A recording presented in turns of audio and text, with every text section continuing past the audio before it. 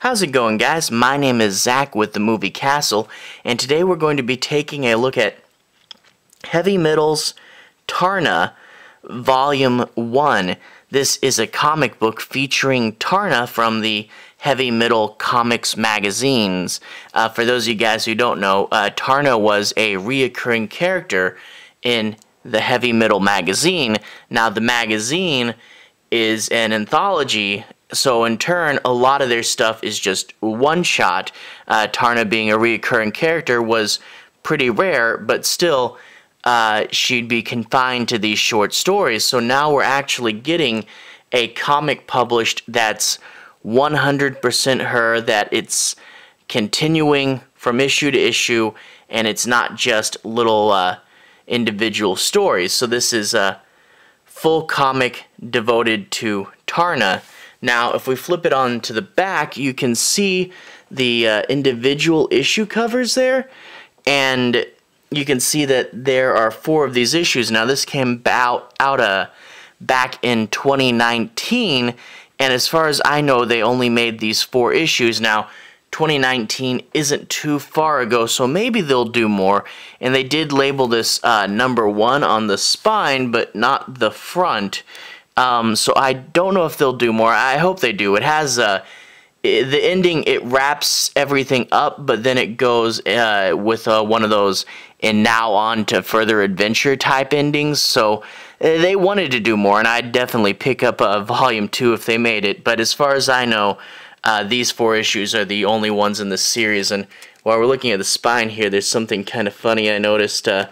It goes number 1, Taarna, the credits, and then it says Taarna again, but this time shiny like the logo on the front, and then Heavy Metal down there at the bottom. One more thing before we get in. This is printed in the standard comics ratio.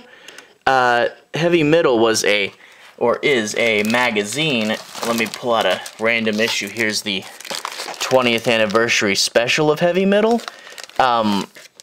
But if we put this in front, we can see that this is not as tall and also a lot thinner than the magazine. So a little bit smaller, but that's the aspect ratio that standard comics are printed in. Heavy Metal being a magazine, gotta have its oversized aspect ratio and bigger pictures, and that's cool. But you're doing a standard comics, it'll be printed in this ratio. But anyway, one more thing before we dive in. There's the front illustration, the light blue version of a cover there. And before we jump into the story, a quick look at the credits. This is written by Alex De Campi, which I'm actually familiar with him from another series. He did Grindhouse Doors Open at Midnight, which was a series that paid tribute to a lot of the 70s and 80s Grindhouse movies, and it would be like every 2 issue was like a little mini movie. If you're fans of that type of stuff, 70s and 80s horror and sci-fi, definitely check out Alex De Campi's series Grindhouse Doors Open at Midnight. That is really, really fun. It's probably something up your alley. So when I saw that he made this as well, I was pretty happy. The artist here, Esau and Isaac Escorza. I am not sure if I pronounced that right. I'm sorry. Colorist Carlos Cabrina. Letter by Adam Wollett. And senior editor R.G. Laterna. Again, sorry if I mispronounced any of those names. Alright, with that being said, let's go ahead and jump right into the plot. I'm not going to do any major spoilers. I do want to say my piece on a few plot points, and I do want you guys to have an understanding as to what this book's about. But that being said, no major spoilers. And I think if I actually look through just the first issue, that gives you guys an idea of what this book's like and where's it's going. So we open up 2507 there, and we see these 2 street kids who are going to be our main local characters, and they witness something fall and crash to Earth, which is of course going to be Taarna. Now, the few pages right after she wakes up, I obviously can't show you. If you guys are fans of heavy metal, you'll probably know why, so let me just skip past those.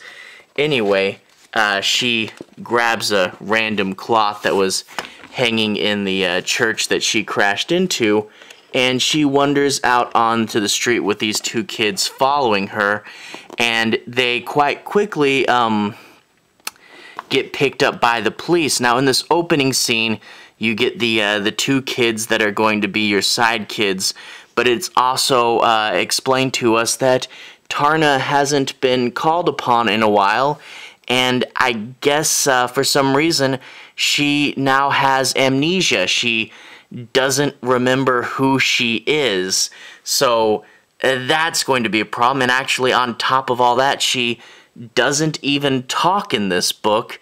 So they get drug off. The woman stick together. The brother gets pulled away, and they're drafted into the military. And they take them to this big cube where they got everything all based. Now, they go in there and they give them a new uniform. You get to see her dressed in this sort of a Starship Troopers looking uniform, which, to be honest, I definitely prefer her regular costume. But they go into the big cube, which is a big source of mystery throughout this comic. And I have to say, when it's revealed what it is, if it's what I think it is, it's pretty interesting. But they get drafted for the army, and although Taarna's immune to it, it appears that there's some sort of influence, some sort of mind control to make them want to be better fighters.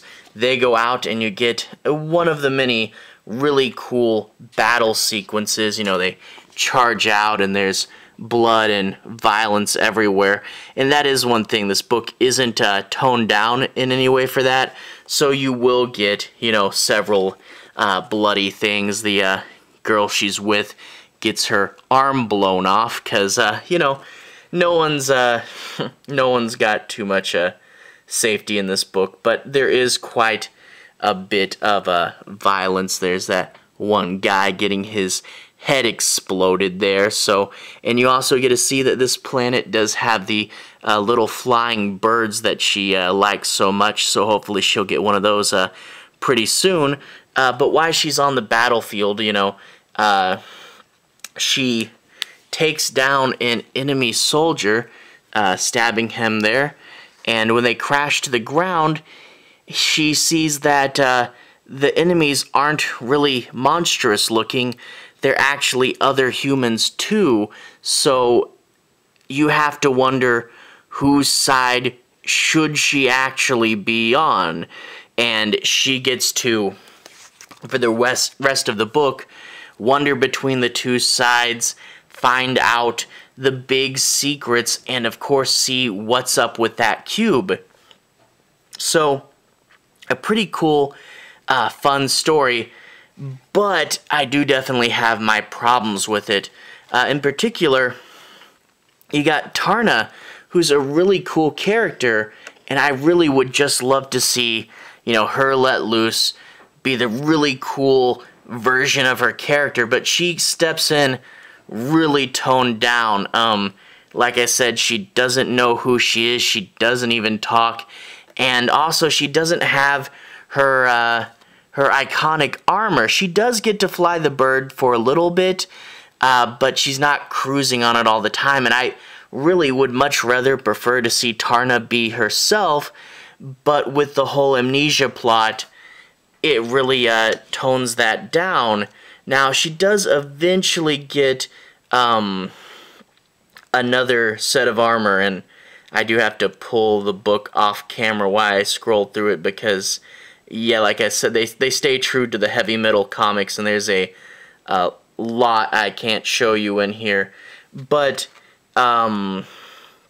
She does get a set of armor later on. It's not the same as her old set, but it is, I think, better than the Starship Troopers one.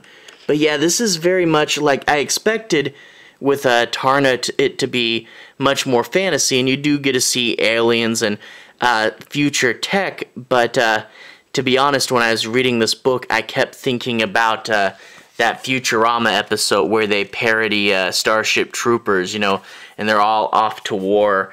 And, you know, it's just, like, when you look at the back and the cover gallery, they always use her iconic costume, and yeah, it's just, it's good, but, you know, it's not the Taarna we know as much, you know, and I do kind of miss that. I would have much rather it be, you know, her knowing who she is and, you know, being a superhero character, you know, fighting off all these villains, you know, and it's not exactly that. It's Taarna put into a war story, and it's a different feel. Now, I won't spoil the ending, but the ending is sort of one of those off onto other adventure endings, and I think the idea was going to be this was going to be kind of anthology, and you would get a different feel each place she woke up in, and that might have been cool, but granted the fact that we only got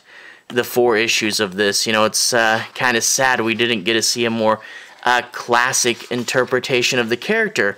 And though I really, I've been talking about that for quite a bit probably, I don't want to say that this book is bad. You know, if I had just read it not knowing the other version, I thought this would have been a pretty fine book, but just knowing what the character typically is, you know, I did really miss that.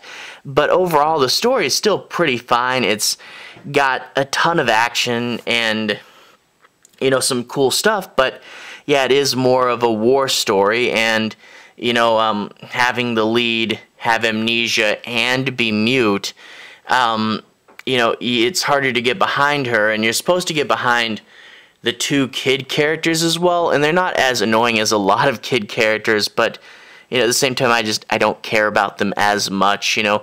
You do, towards the end of the movie, or, well, it's not a movie, towards the end of the book, you do get to see some bigger, more developed characters on the other side.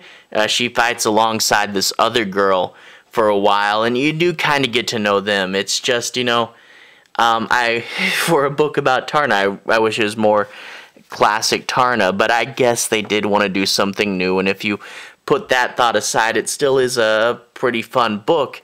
It's just, is it exactly what I wanted? And no, not exactly. But that being said, it was still good for what it was, but I would have liked something else. But it is pretty fun, and if you're heavy metal fans, I'd say go ahead and check it out, because this appears to be a quite all over the place. It's not a terribly hard to find graphic novel, and I got mine for relatively cheap, so it's worth popping it in and checking it. Popping it in. It's not a DVD. It's a comic book, Zach, but it's worth checking it out, and it's a fun story. Just not exactly what I was expecting. I feel like I might have been a little harsh on it, but anyway, if you guys like this stuff, I do a comic a week on here.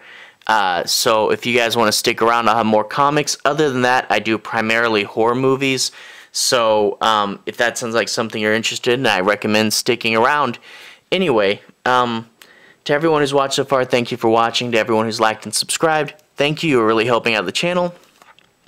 I'll put a relevant playlist on the bottom. It should be my comics playlist if you want to see what else I've reviewed. Anyway, have a good day, and I'll see you guys again very, very soon.